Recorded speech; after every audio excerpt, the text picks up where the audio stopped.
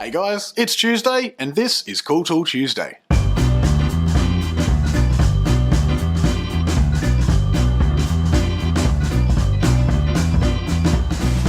Today we're going to be talking about two new additions to the Timbecon range. These are the Planer Blade Hones.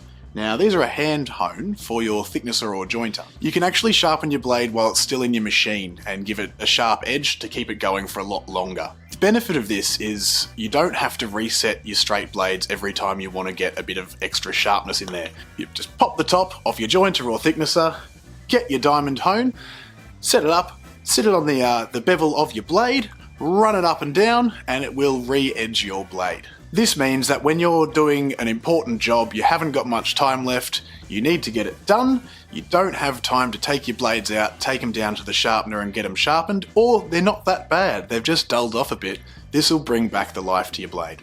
So there's a couple of different profiles, so depending on the actual machine and the way the blade is set, you'd be using one side or the other. It's quick, it's easy to use, you don't need any previous skills to be able to sharpen your blade with something like this. They're a very inexpensive way to get your blades to last longer. There's two different models. There's an aluminium oxide version and a diamond version of the hone.